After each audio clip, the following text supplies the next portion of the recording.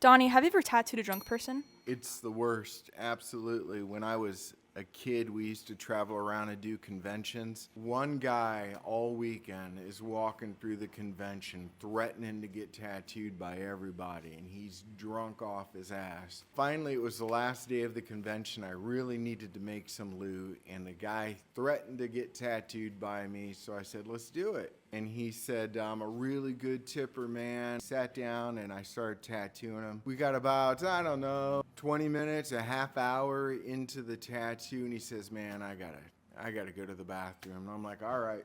He gets up and he leaves. I'm waiting around 10, 15, 20 minutes pass. I get up, I start walking around looking for my client. He's got a tattoo that's 20 minutes fresh, and I can't find him. So I find the show promoter, and he said, what's wrong? And I said, I'm looking for my client, I can't find him. And he said, oh, the drunk asshole? And I said, yeah. He said he tried to start a fight with the lead singer of the band, so I had his ass kicked out. So I said, well, I was working on a tattoo and I never got paid for it. And he said, follow me. And he had all the guy's belongings. And he said, how far did you get on the tattoo? And I said, I was just 20 minutes in. So he opened the guy's wallet and he had cash. And he handed me $100. I didn't know if this was legit or what, but I said he told me he was a good tipper.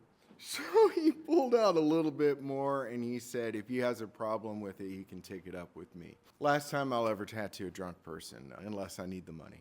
Allie, have you ever tattooed a drunk person? I didn't know they were drunk when I was tattooing them, but the more they bled, the more I could smell it in their blood.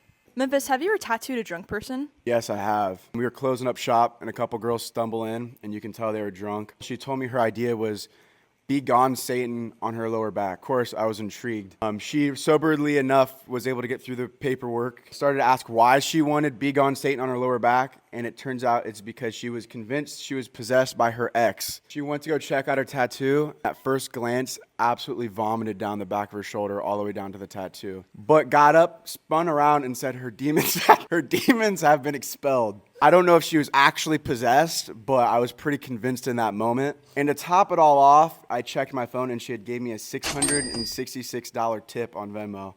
I'd do it again. Leah, have you ever tattooed a drunk person? Oh yeah, I used to work at a shop that was directly next to a liquor store. One time, this guy came in for a walk-in, and I had to have him wait for me to finish the tattoo that I was working on. After I had called him back, I realized he was acting weird. I thought he was just drunk. Maybe he had gone and taken some shots, but he slept for the tattoo, so I was like, fuck it, I don't really care. I went and sat on the couch after he'd left where he